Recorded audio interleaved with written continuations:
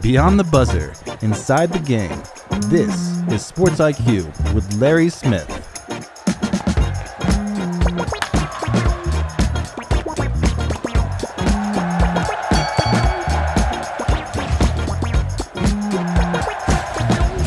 Yes, we made it to Friday yet once again. Sports IQ. This is Larry Smith, along with producer Tony, editor Josh. Good to be with you and provide this goodness for you for an hour every day, Monday through Friday, right here on your radio, on the podcast, wherever you find us. We don't care.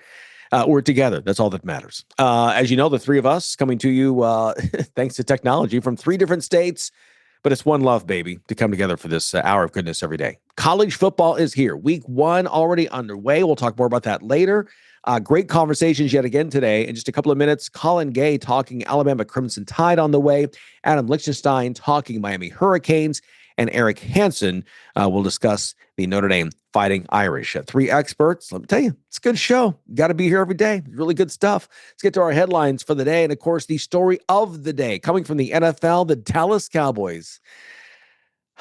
If you've got a Cowboys fan in your life, be gentle today. Be gentle. Give them the weekend. It's okay. If they want the last piece of bacon at breakfast tomorrow, it's okay. It's all right. Take all sharp objects away.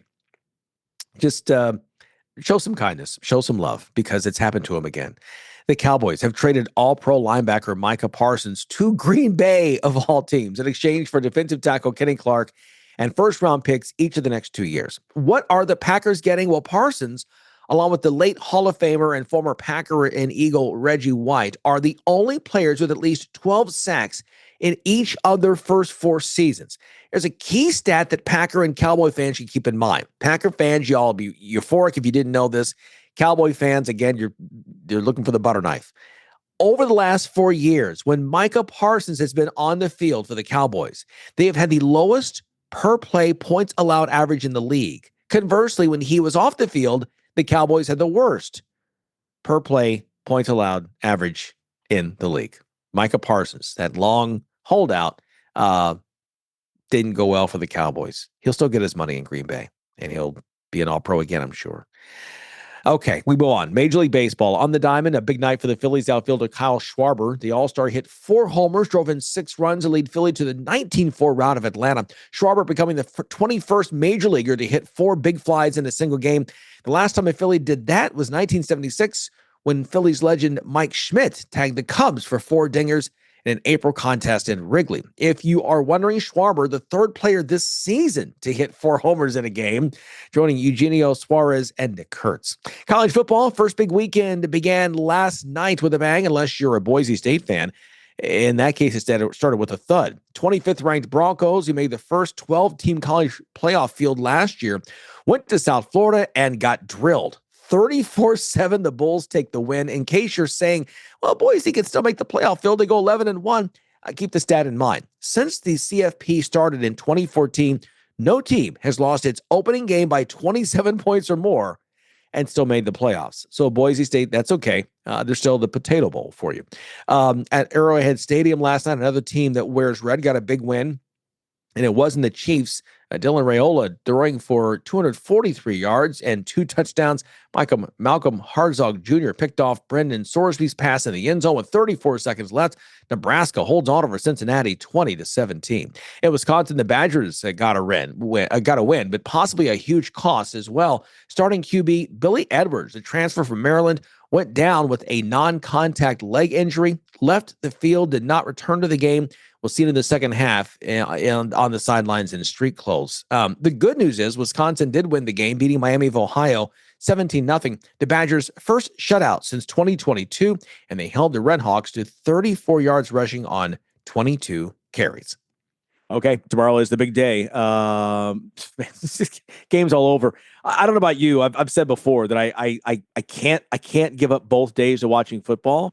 So the way college football set up last year in 2024, with the matchups because of the realigned conferences and you know all the expansion, etc. Saturdays won out. I watched a lot more college football than I did NFL last year.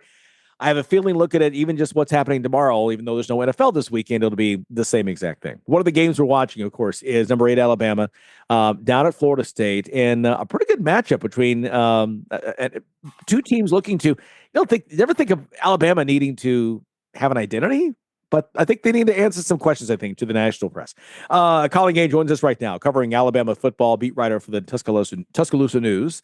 They're in Alabama. Colin, welcome to the show. Yeah, thanks for having me.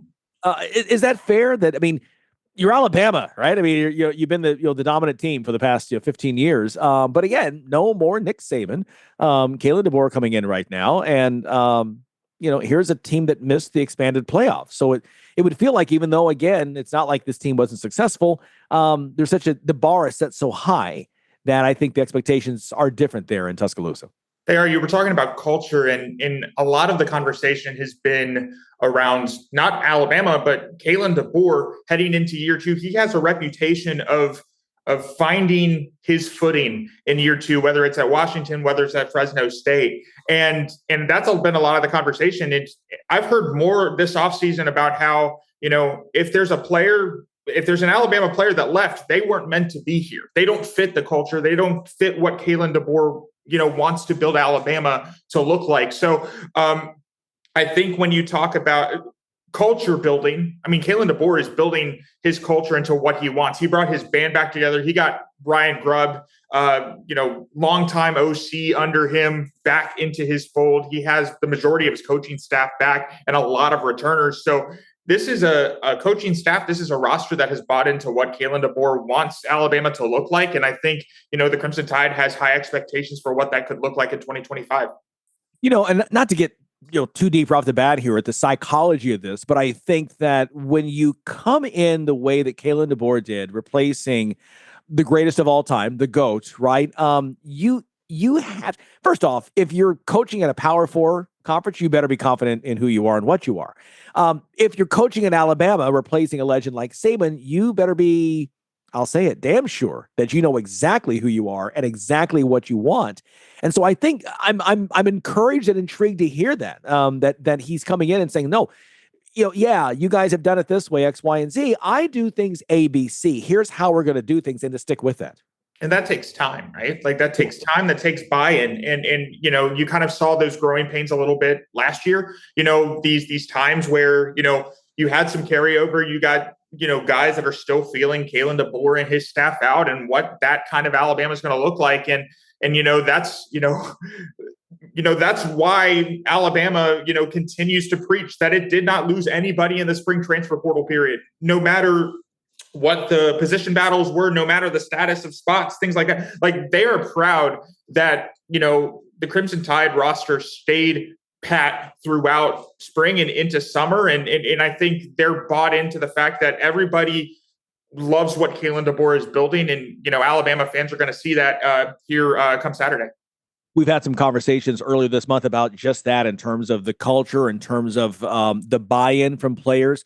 We're seeing a shift. We mentioned yesterday talking to one of the Clemson beat writers, and we're saying, the buy-in to a program, and if you've got a program that you're not seeing a mass exodus every year, and the shift back to retention more. We went through 2 or 3 years there where it's like, well, if you're not going to pan out, we're just going to spend money in the portal and get guys. Well, we've now seen situations, Florida State, where that didn't work as well as what you would like. So it feels like across we've talked about earlier this week with Illinois doing that, with now Clemson on a higher level, Alabama, making sure that people, understand you keep the core guys that you want here. Everyone's bought in. And instead of spending the spring bouncing around and trying to fill holes, you're spending the spring working on drills and fundamentals, getting ready for the next season. Well, what's the best, example of that? Ty Simpson, the quarterback, been there 3 years, 5-star guy, waited his turn, sat behind Bryce Young, Jalen Milroe, and now it's his time to shine. Like I talked to, his dad told me for a story that just went up this morning about how, he had a conversation with Nick Saban, and basically after a year, he's like, so does Ty have a place here? And the answer, Nick Saban's answer was yes. And this is the place where you are going to get developed and where you are going to become the quarterback that you want to be. Now, sometimes that takes time. Alabama has a track record of that with Mac Jones, right? Like who developed over the course of a couple of years and needed 1 year to become this, NFL draft pick. So that's what Alabama's banking on, is another success story where Ty Simpson may only get 1 year, but this is the year that Ty Simpson's going to show what he wants to do. And if Alabama's going to be successful, that's going to be the storyline for sure. Yeah, you're right. And it's not like they usually don't make mistakes with this. I mean, we went through the same thing a couple years ago with Jalen Milroe. He comes in, superstar right away for 2 years and moves on. Let's get to Saturday's game now at Florida State. Here's a Seminole team that, look, I think all of us looking, no matter where you stand, and if you like Florida State, don't, whatever, we all realize that this is not going to be another 2-10 team. Like they're going to find a way to get wins. And look, they're going to be down there tomorrow licking their chops, because here's a chance to prove in week 1 in their opener that this program is back. Yeah, and I think it starts with offense, right? And this is the main thing that's kind of caught my eye preparing for this game is, Thomas Castellanos has spoken a lot, and he's talked a lot about Alabama and what he feels like he can do against Alabama. But the conversation with the Alabama defense against a guy like Tommy Castellanos, Alabama had a tough time putting pressure on quarterbacks last year. Actually, it had a tough time, putting production toward that pressure. They put plenty of pressure on opposing quarterbacks, but the sacks, the tackles for loss, nowhere really to be found last year. And this is a defense in year 2 of a 4-2-5 scheme that's known for its ball hawk mentality. Adding pressure and sacks and tackles for loss for that is just, that's the next step. And that's going to be really difficult to do against Tommy Castellanos, who is shifty, who is elusive, who's running a Gus Malzahn offense that is run-based and that can do whatever it wants. And it's an ideal state. So if Alabama can't put pressure on Tommy Castellanos, if it can't put pressure on the run game, this could be a difficult day for Alabama. Not saying that they won't come out victorious, but this could be a rough showing for the Alabama defense, and one that they do not need starting in week 1. Yeah, absolutely. Is that kind of the biggest concern for you? Is the defense and the run defense for this team from last year? I think it's more of just pressure, right? I think it's more because you got a guy in LT Overton who could have been a top 40 draft pick a year ago, but wanted to come back because he felt like he had more in the tank. He felt like he had numbers that weren't showing and that he could show to become that, definitive first round guy. Because, leading the SEC with 39 pressures but finishing the year with say 3.5 sacks or whatever it is, that's not an impressive combination. What is that difference? Between getting past the offensive tackle and getting to the quarterback? That's what LT Overton is trying to master. That's what Quay Russaw is trying to master. And that's going to be a very, very difficult thing to do against Tommy Castellanos. Yeah, 3:30 Eastern time tomorrow. It's on ABC. Number 8, Alabama at Florida State. And again, a Seminole team is trying to find a way again after going 2-10 last year. It was really just struggle bus for the Seminoles. Getting back to Alabama right now and getting into the SEC, there's the age-old question. Well, first, I haven't had a chance to ask you. I've asked some other people this week. The SEC going to a 9-game schedule in 2026. I was almost to the point beginning to believe it would never happen, and then it happened. Were you surprised, and what's your reaction? I think it's interesting. I'm not surprised. I'm a little surprised that it happened so soon. I thought Greg Sankey and the SEC would kind of wait it out a little bit longer, making these these major conferences sweat a little bit more. But I think in a world of the college football playoff, I think it's going to be a little bit more uniform. But I think in the same vein, I'm of the camp that believes that the SEC really didn't need 9 games to show that its its strength of schedule is worthy of a college football playoff spot. Those losses are going to loom large, and it's kind of a preview of what I think is going to happen this year, even without with only 8 games or 9 games. I think the SEC could be eaten alive. Eat each other alive in terms of college football playoff spots, and you may see less because of the more 2-3 loss teams that cannot be differentiated because it's literally any given Saturday in this conference. So teams like say my two favorites upset guys are like South Carolina and Oklahoma. They could beat anybody like any given Saturday and could ruin a playoff chance. And that's only going to get tougher in a 9-game conference schedule, and along with the mandated Power 4 Notre Dame game that comes in non-conference game. So I think it's going to get tougher for the SEC. I think that, with this, it's going to, the College Football Playoff Committee is going to have to say, hey, look at the SEC and be like, we understand that you added a conference game. It's going to be more difficult sometimes to get more teams in. We recognize that. We recognize that how tough the schedule is, and kind of put that loss number at bay a little bit more. That's what I would have to expect. And I think we'll get a glimpse of what strength of schedule means for the playoff committee even this year before the whole 9-game schedule goes. Yeah. I do like 9 games in that I think if you expand to 16, 18 teams, you need to play 9 games. I mean, It's just, for that reason only. But you're exactly right. What I love, though, is that the way they're setting things up, you're going to play every other school every 2 years. So for Alabama, Alabama and Georgia with the divisions, they never played each other. I mean, it was like, really like once a decade almost, not quite, but it's pretty close. Now as a consumer and the TV people writing the big checks for this, you're going to have Alabama, Georgia every 2 years. And I think that is huge for college football. I know that, look, the SEC may not like it because that means that you've got these two guys. One's going to have a loss every other year that maybe they wouldn't have otherwise in the old system. But I think it's a good thing. I really do, that we're going to get a chance to see. And that's one, being a Georgia resident for 30 years and following the SEC very closely.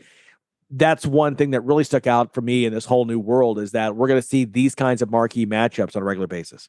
Yeah. And I think this one's not as sexy, but it's the closest team, like Alabama, Mississippi State. Like, it's the closest team to Tuscaloosa, and it's been a while between those teams. So to see, every other year, every 4 years, Alabama making the trek to Starkville to kind of revitalize that rivalry a little bit. I think that's one that's it may not be one of those protected rivalries, but that's a rivalry that will come back, especially if Mississippi State kind of improves. But that's going to be a game where it's an easy trip for me. It's just like an hour and a half down the road. So it'll be, I think, just for SEC fans to get every fandom gets a glimpse at everywhere else every 4 years. I think it's great for the conference, great for the sport.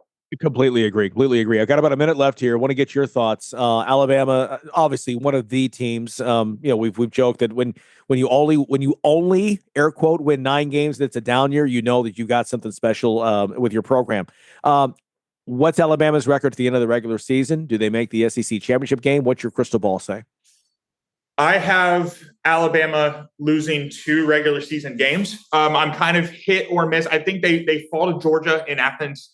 And then that second one is kind of up in the air. I'm tending to think that game in Columbia against South Carolina is not going to go their way.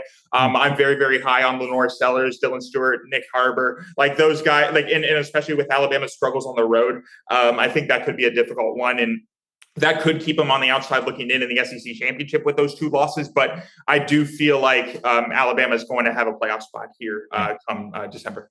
Yeah, I'm with you on that. Hey, high energy stuff here to start the show on this Friday. Colin, we appreciate your time. Enjoy the trip. Enjoy the game here this weekend, and we'll catch up with you later on this season.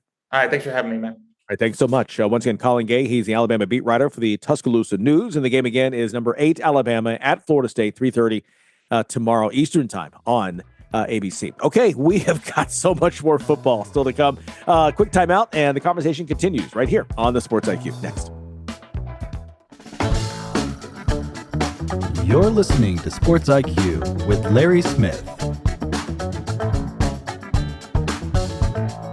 Get to some other news here in the W last night. The Liberty, without Sabrina Ionescu, Jonquil Jones, and Natasha Cloud, still managed to beat Washington 89-63. Isabel Harrison had a season-high 16 points. Maureen Johannes added 14 for New York. Last night in Minnesota, the Lynx, who had the best record in the league, 39-18 lead over Seattle in the second quarter. Game over, right? No. Former Notre Dame star Skylar Diggins scoring 19 of her 23 points in the second half. Nneka Agwomake had 12 points, 9 rebounds. The Storm rallied from 21 points down to beat Minnesota 93-79. I'm sure that Diggins will be watching as Notre Dame plays Miami Sunday in one of the marquee games of the weekend. Speaking of that game, producer Tony has our next guest. Well, thanks, Larry. And let's go into this Miami Notre Dame game a little bit. We have Adam Lichtenstein. He is the beat reporter for the Miami Hurricanes for the Sun Sentinel down there in South Florida. Adam, you've been with us before. Thank you so much for taking some time and joining us again. Yeah, no problem. I'm excited for the season to get going. Yeah, I think this is going to be a really good game. There's obviously a little bit of a history between these two programs that goes back now about 30 plus years. I haven't played regularly, but this could be the start of something a little more regular. Notre Dame signed up to be with Clemson for like a 10-year stretch. Potential there for Miami to do that as well. What is your feeling going into this game? What are you looking for on Sunday? I mean, it's like every position group, like it's going to be a battle. I mean, whether it's Carson Beck and Miami's receivers up against those talented, Notre Dame defensive backs, whether it's the battle in the trenches for both sides, because both sides have really strong offensive and defensive lines. Jeremiah Love is a great running back, preseason All-American going up against a new look Miami defense, like all over the field. I mean, this should really be high level matchups. Like this is going to be, I think, a really fun game. I think a really even game. I think really close. I don't expect either of these teams to run away with this. I mean, last time Notre Dame came down here, Miami blew the doors off them and won, I think, 41-8. And I definitely don't think that's happening this time. No, I think this will be a much closer game down there in South Florida. One of the big news for the offseason was Carson Beck coming into Miami, coming from Georgia. One of those bigger NIL deals. He had hurt the elbow at the end of last season. How has he looked in fall camp getting ready for this ball game?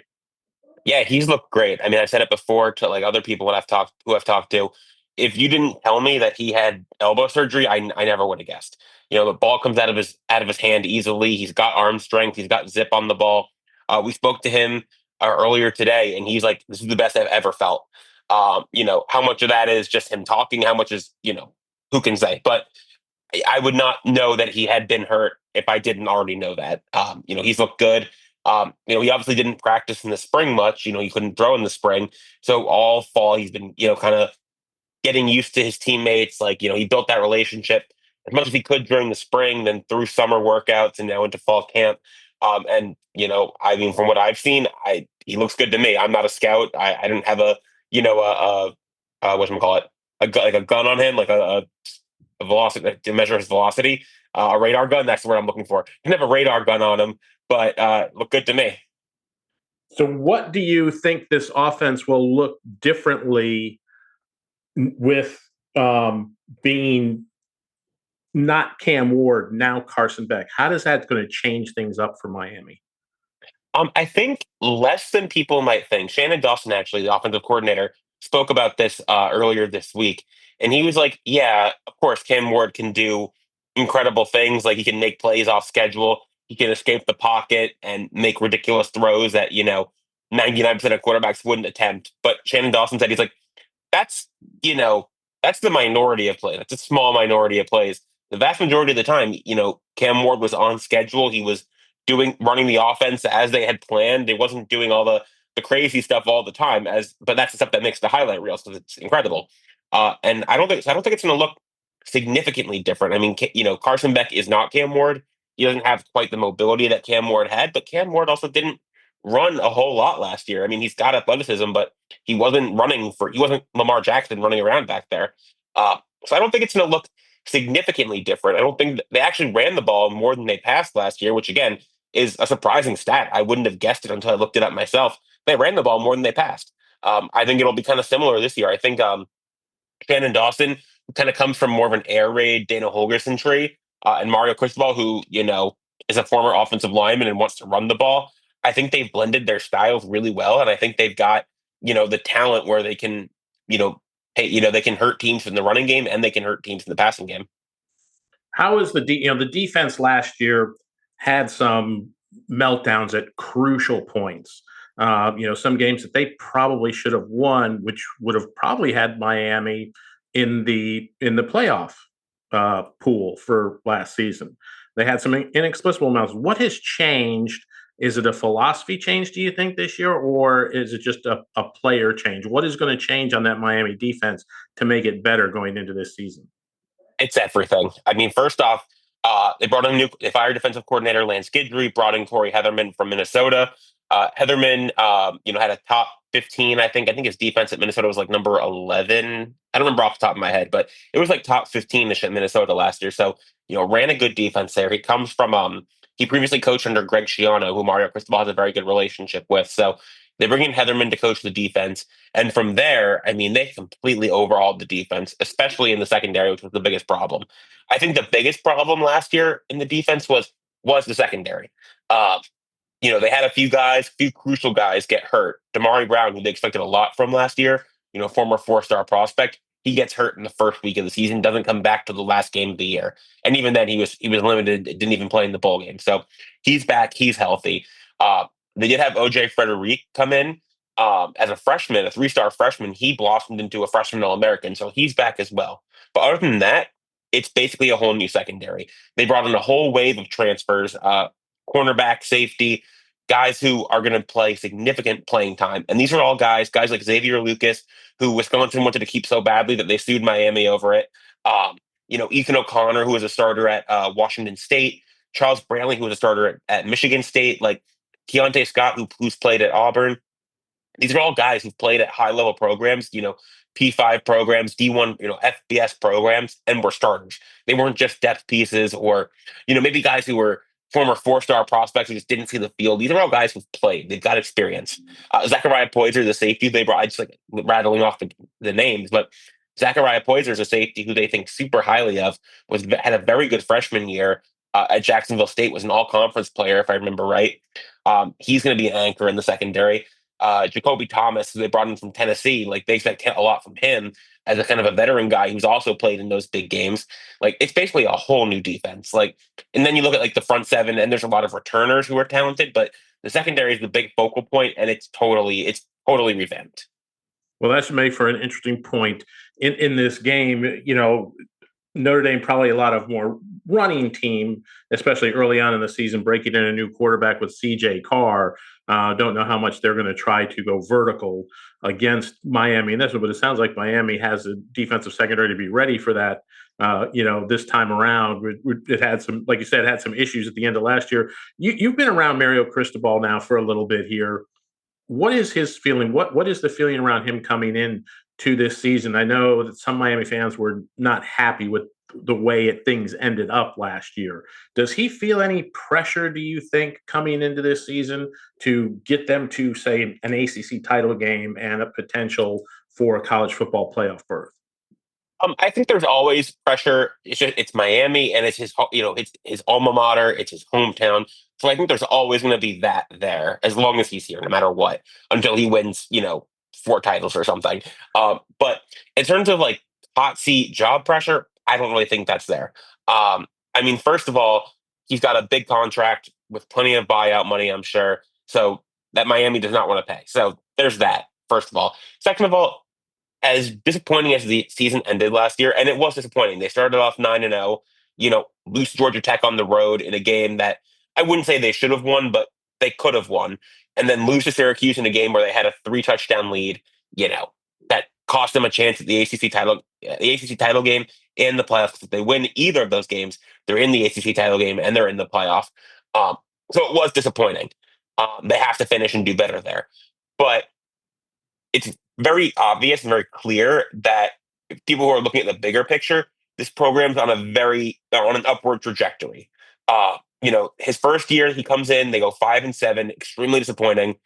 They get a little bit better the next year, they go 7-6, lose the bowl game, and then last year they go 10-3. And like I said, ends poorly, but they were at one point a top 5 team in the country. They won 10 games for only the second time in 20 years. And I think this year they're in store for a similar season. I picked them. I think they're going to the playoffs this year. Is my best guess. Coming into the year, so very clearly on an upward trajectory, and I think that's where you look at the grand scheme of things. Like that's where they want to be going. Give me quickly, we have about 45 seconds left. Give me 2 things you want to see Sunday from Miami that you think will tell us it'll be a positive outcome for them. First thing I want to see is the receivers and how they work with Carson Beck, because Miami lost basically all their receivers from last year. They're breaking in a group of transfers who have been good but not great at their previous stops, and a bunch of talented but unproven freshmen or second year guys. I want to see how they handle a really good secondary in Notre Dame. And second, I kind of want to see how the secondary performs. Like you said, CJ Carr. I don't know how much they're going to be throwing the ball, in a raucous environment, but how that defense all gels and sticks together and how they work against probably the best team they're going to face all year. I'm very, very intrigued by that. So I'm going to have a close eye on that. Adam Lichtenstein, thank you so much for joining us. We really appreciate it. Adam is the Miami Hurricanes beat writer for the Sun Sentinel down there in South Florida. Check out his work. Give him a follow on social media, especially if you're a Hurricanes fan. You want to know everything that's going on as we enter the first week of this season and what is promising to be a very interesting season down there in South Florida. Adam, thank you again so much for joining. Yeah, thanks for having me. We'll be right back on Sports IQ after a quick timeout. Everything is expensive right now. Gas, food, you name it. You're spending more, you are making the same or less money. So, what do? You rack up credit card debt. That's what you do. It's not your fault. It's the economy. And guess what? If you rack up too much credit card debt like some of us, you can't pay your bills. Then the credit card companies, as nice as they are, start hounding you for money. Then you start your downward spiral. A smart thing for you to do is to call the Zero Debt. They can help you consolidate all your credit card bills into one affordable payment. Millions of people have done it. It works to make you debt-free. Make this free call right now. It costs you nothing to learn more. 800-507-7293. 800-507-7293. 800-507-7293. That's 800-507-7293. You're locked in to Sports IQ with Larry Smith. As we continue here on the Sports IQ, producer Tony has our next guest. Tony. Well, thanks so much, Larry. And, one of the bigger games this weekend, it won't be a Saturday game, it's a Sunday game. But Notre Dame taking on Miami, down in Miami, a rekindling of this rivalry. This has been, one of the great joys for both of these fan bases for the last 35 years or so. We are joined by Eric Hansen. He is senior writer for blueandgold.com. Eric, thank you so much for joining us today. Well, thanks for having me. So, Eric, let's talk about the game. And let's start with the Notre Dame offense. Obviously, somewhere along we were watching the quarterback battle. Was it going to be Mincy? Was it going to be Carr? They've settled on CJ Carr. My question to you kind of going in is, Denbrock, as an offensive coordinator, has been known for her liking offenses that have a running quarterback. Yeah. Is that going to be possible with CJ Carr, or is he having to adapt a little more? A little bit of both. I think CJ Carr is a better runner than people realize, and yet it's not going to be as much of a staple as it was, let's say, with Jaden Daniels or Riley Leonard or even Deshaun Kaiser back during his days at Notre Dame when Mike Denbrock was here a second time. This is his third tour of duty. But also some of the direction that Notre Dame wants to push its offense post Riley Leonard, CJ Carr has in spades, being able to throw the ball downfield, just really good arm talent, really good accuracy, and a really good mastery at the line of scrimmage in the chess game that you play pre-snap that a lot of redshirt freshmen don't have. That is a good thing to hear. That would seem to be one of the tougher things of teaching young quarterbacks how to do, is how to read that defense, get an idea for what they're doing, and not be fooled by certain coverages. Right. And talking with Mike Denbrock last night after practice, he mentioned maybe CJ came out of the womb that way because he's the grandson of former Michigan coach Lloyd Carr, but he really has studied the game and really has just a great feel for it. And when it came down to the Kenny Minchey, CJ Carr competition, that box probably pushed CJ over the edge It certainly was one of the advantages. Kenny Minchie's come light years in that category, and some others too, but CJ with being able to process. And you think about this particular game, Tony, with as loud as it's going to be, with a lot of nonverbal communication, that headset shuts off 15 seconds before the snap. And so CJ's going to have to process some things at the line of scrimmage. Yeah, it's going to be one of those things where you've got to be able to not have the coach in your ear as you're making that final play call, because they could jump into something totally different. Another big issue, maybe not an issue, but, Notre Dame, Eric, has been known the last 12, 15 years, has an offensive line team, an offensive line school. A lot of great players in the NFL are former Irish folk from this past tenure. How is this year's line looking? A lot of veterans among it, but people maybe not playing the same position that they played last year. Well, and I think they're playing in positions of their strength perhaps now. And so, you had a lot of plug-ins last year because Notre Dame had a lot of injuries. They started the season with 6 collective starts between the 5 of them when they went down to Texas A&M. That included a true freshman left tackle. Now you have 16 starts just in your starting right tackle and Emil Wagner. But I think they're in really good positions. The interesting piece is what's happening at right guard. Notre Dame lost Charles Jagaza to a UTV accident in July. He'll be back probably in October. There's 2 great candidates there. They both came to Notre Dame as tackles. I think one of them will end up as a tackle, and I think that's the guy that will start on Sunday night, and that's Gerby Lambert, a redshirt freshman who was kind of borderline 4-star, 5-star kind of talent. He has pulled even with Sullivan Absher, the original plug-in.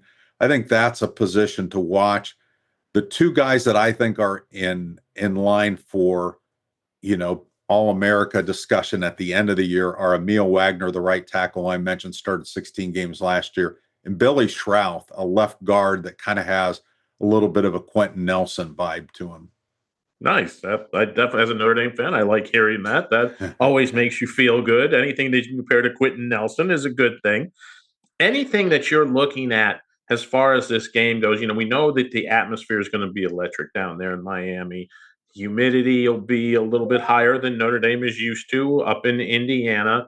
But is there one thing that you're kind of focusing on that is giving you a little bit of pause going into this game as you see Notre Dame getting ready for it? Well, I think in addition to having a new quarterback, and Notre Dame had to go through this last year at Texas A&M, they have a first-year defensive coordinator. So Corey Heatherman comes from Minnesota. Yeah, you've seen his Minnesota teams on film, but you haven't seen the Miami players running that defense. And so there's going to be some surprises in that first half where you can't wait to halftime to make your adjustments. You're going to have to make them in game and between series with the iPad, which they do nowadays.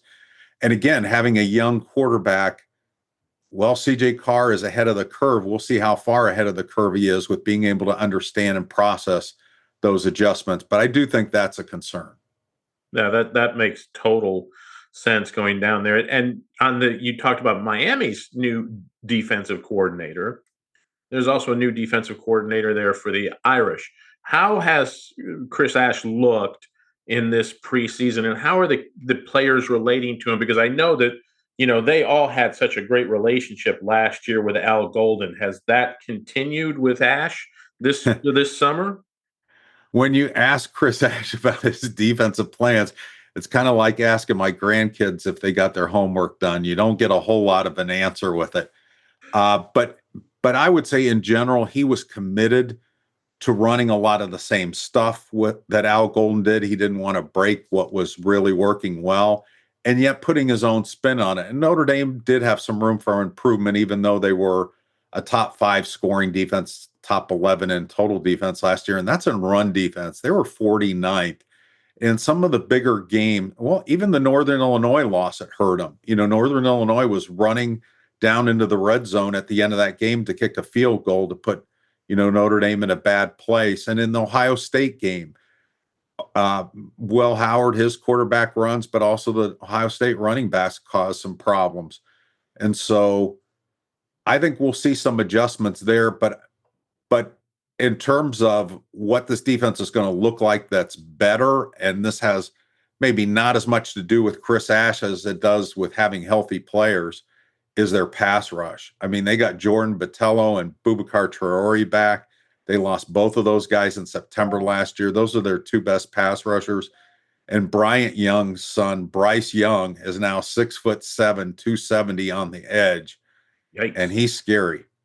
Yeah, that sounds scary. Yeah. 6'7", 270. That'll have a few offensive tackles going, excuse me.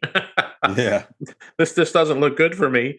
How is the interior of that defensive line? You talked about last year the teams were able to run, and they lost two big names, Howard Cross and Riley Mills, who've been multiple year starters at Notre Dame. Have they got enough to replace that? I know Hinish is now a captain of that team, but how does the interior of that defense look? Yeah, Notre Dame went into training camp with first world problems. I mean, the interior defensive line was probably the number one concern. It was in Marcus Freeman's mind. And yet Marcus doesn't usually make my jaw drop when he says something. And he said a couple of things in his Tuesday press conference with regard to the defensive line that did. One was he admitted that was his biggest concern going into training camp. He now has as much confidence in that position group as any on the team.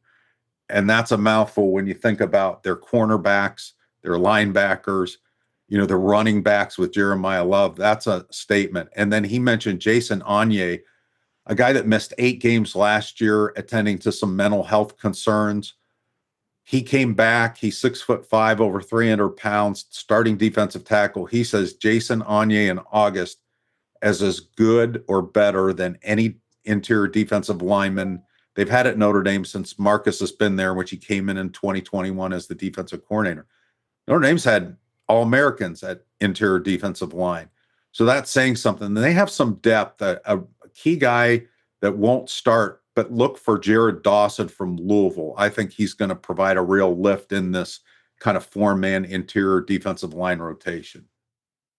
Sounds good. I mean, that makes me feel good as a Notre Dame. If he is that high on it, then it has to be a position of strength. Because Freeman doesn't come across, Eric, and tell me if I'm wrong, he doesn't come across as somebody who's going to say something just to kind of pump up the media. He seems very genuine and honest with talking about the team and what he sees and what he's feeling. His identity is authenticity, and he does that in press conferences too. I mean, if he doesn't want to answer a question, he'll give you a good word salad, but he's not going to hype somebody or lie to you. But he'll spin you around a little bit in the salad spinner. But that's why my jaw dropped, because he's just not normally moved to superlatives unless he really, really believes those. And we haven't talked about probably the one position group. Well, we know that the cornerbacks are probably the strongest position group on the team, right? But running back is not far behind. They have a two-headed monster that could be pretty special this year coming into the 2025 season. Yeah, and there's a third and the fourth head on that monster that is trying to get into that conversation. Aeneas Williams, who's a sophomore, and Nolan James Jr., who's a freshman. They've looked really good in camp. But you're talking about Jadarian Price and Jeremiah Love. And I think Jeremiah, what's interesting about him is that he works so hard in the offseason on his receiving skills. So you're not only going to see him lined up as in the backfield, you'll see him split out wide. You'll see him in the slot, and they're going to throw to him a lot.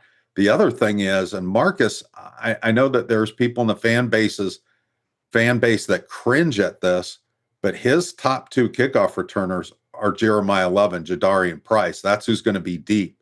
Some people don't feel like that's worth the risk. Now, Notre Dame only returned 17 kickoffs in 16 games last year. You got a lot of fair catches and touchbacks, but that's who's going to be back deep when Miami kicks off on Sunday night. Is there one part of the Miami team that you're worried about, having, looked at the game from a number of angles? Is there one factor that you're kind of concerned about for Notre Dame going in? I think a couple of things. One is, are you getting the 2023 really good version of Carson Beck or the 2024 pretty good version, but not anything to write home about? Because those are two really different versions of him. And Notre Dame could push him toward the 2024 version with their pass rush. The other is Miami's back end of their defense. They went to the portal pretty hard for some good defensive backs. That was Miami's weakness last year. When teams beat them, they beat them deep. They beat them when they took chances up front. I don't think they'll be as gambling. And I think they're going to be more solid in their back end. So it's going to be curious. Again, you don't have film of those guys wearing Miami uniforms.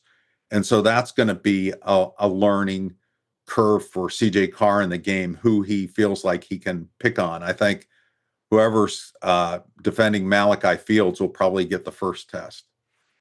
Well, Eric, we are looking forward to Sunday night. I know Notre Dame fans are looking forward to Sunday night. I know you're looking forward to Sunday night. Thank you so much for taking some time and talk with us. Eric Hansen, he is a senior Notre Dame writer for blueandgold.com. Appreciate you spending some time giving us some insight on this Notre Dame team before their first big game of the year. Thanks for having me on, Tony. We will take a quick timeout and be right back on Sports IQ after this.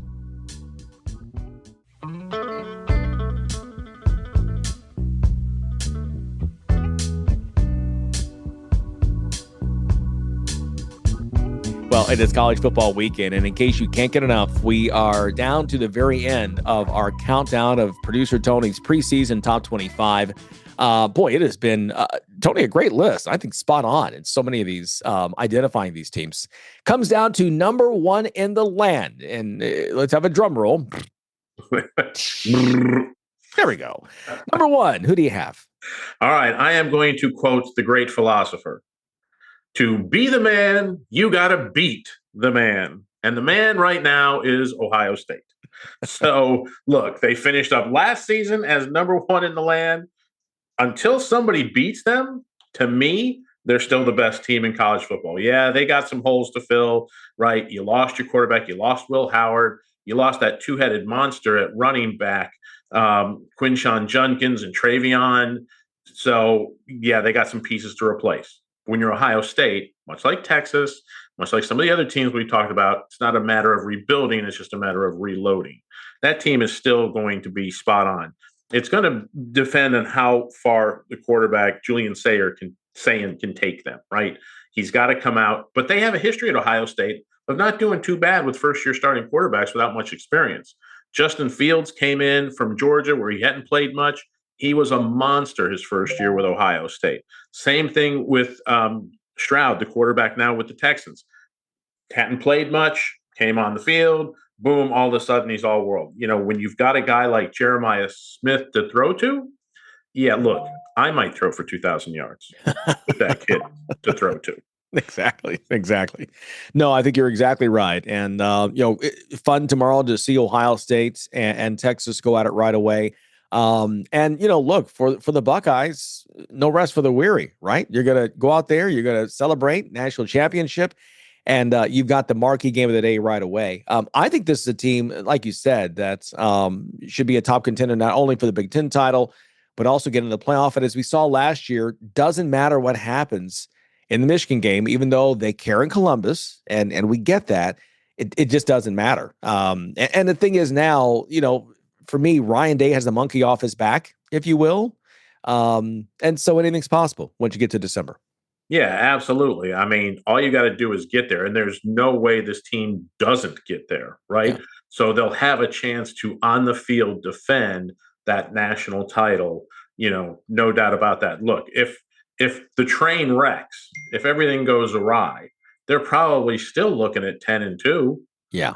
I mean, honestly, let's look at their schedule. I don't see, they have to go to Illinois. Yeah, they have to go to Michigan. But after Texas, if you go 1-1 in those two games and beat everybody else that you should beat, look, you're still 10-2. Yeah. So, and Ryan Day really ought to, Ryan, just a piece of advice. If you want to have a little quieter offseason, if you want to have things really calm down, you got the national title. But, dude, you better beat Michigan at some point because those people don't play in that rivalry. Yeah. They do not play. And he knows that. Yeah, exactly. Yeah. Well, we heard from Kevin Noon a couple days ago that, he won a national title, but he didn't beat Michigan.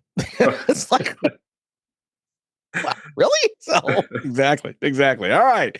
Ohio State #1 in the land. Tony, great job with that, by the way. Appreciate all the work you put in and cutting that down for us at 25 down to 1. All right. Our moment of awe is up next. Fans of big sports radio and sports spectacular podcasts have a new home on the Chief Sports Network.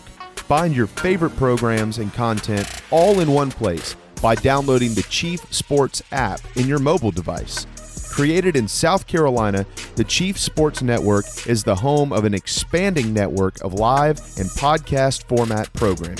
It is also the home of one of the leading national college football podcasts, JC and Morgan, hosted by ESPN's Mike Morgan and 24/7 Sports' JC Sherbert. Download the Chief Sports app for free and find all of your favorite programming under one easy umbrella. Thanks to all of our markets for your loyal support of Big Sports Radio and our Sports Spectacular podcast, and we look forward to connecting with you anywhere in the world on the Chief Sports app. Time now for a moment of awe. We talked earlier about Venus Williams returning to the court of the U.S. Open at the tender age of 45 years old. Well, she wasn't done with that one match, the loss. She's back in doubles. And by the way, she teams up with the Canadian Leylah Fernandez, and they won their opening match. So now on to the second round as they upset the 6 seeds in front of a packed Louis Armstrong Stadium.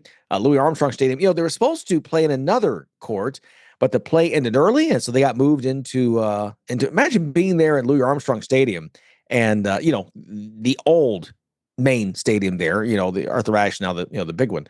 And all of a sudden, here comes Venus playing doubles, right? So just amazing. 14 Grand Slam titles in women's doubles coming into the U.S. Open. Maybe, just maybe, she can get another one. We will see what happens. Hey, I appreciate our guests coming by. Colin Gay, Adam Lichtenstein, and Eric Hansen as well. Appreciate you too. Football is here. Enjoy the games. Be safe this holiday weekend. We will see you right back here on Monday on the Sports IQ. See you then. Thanks for listening to Sports IQ with Larry Smith, Monday through Friday. Continue the conversation at Sports IQ LS. We'll see you next time.